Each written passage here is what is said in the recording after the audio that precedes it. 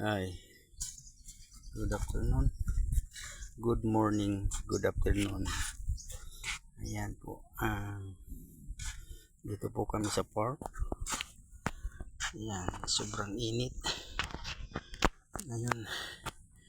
So, aming ginawa ngayon ay ang aming harapan. Dapat pa po kami ng kulang na private. Yan, complete na po siya. Ito po ang aking unit. Ayan. Tapos na. Tapos ito. Yan. Dito sa loob. Natapos ko na rin. Yan ang kalat. Yan. Salamin na yan. Salamin na po yan.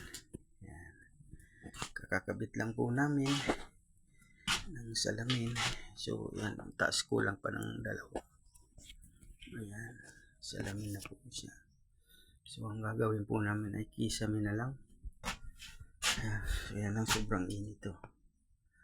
Dito meron na rin po akong na double wall.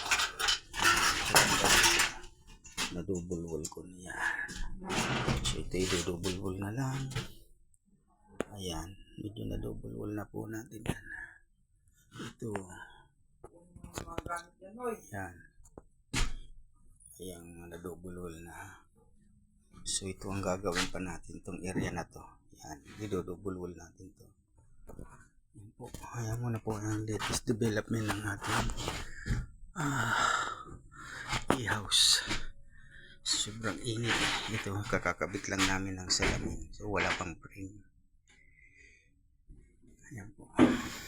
Thank you po. Yan. Yan, buksan muna natin yan sa harap.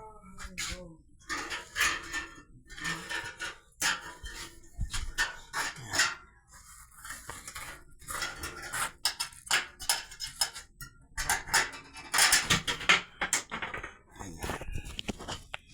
Sa harapan po namin yan. Ito.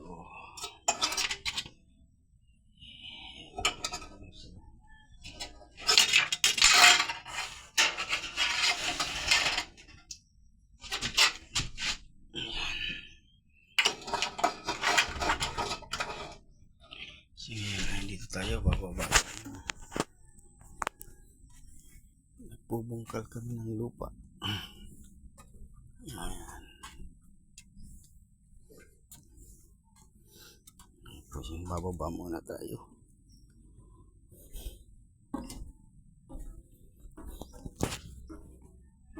Sobrang init ngayon. So, ayan. Ang development ngayon. So, nakabitan na lang salamin doon.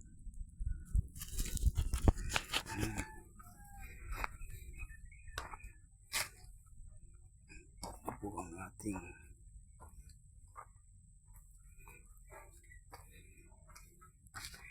sobrang init. Ayan. Ito na ang buhay sa probinsya. Napakatahimik. Layo sa ulo sa bayan, sa syudad. Ayan. Ito ang aming kapitbahay. Kung kailan lang siya nagpagangayon tapos ng kanilang bahay. Ayan, mas nauna pa sa amin. Kasi kami naman ay ano lang, tuwing Sabado lang pumupunta, tuwing Linggo. Yun lang time namin kasi busy sa Manila. Ayan. Ito. So ito ang amin. Ayan. At least na-complete na. So itong ginawa namin itong parang pag nag-unwind lang.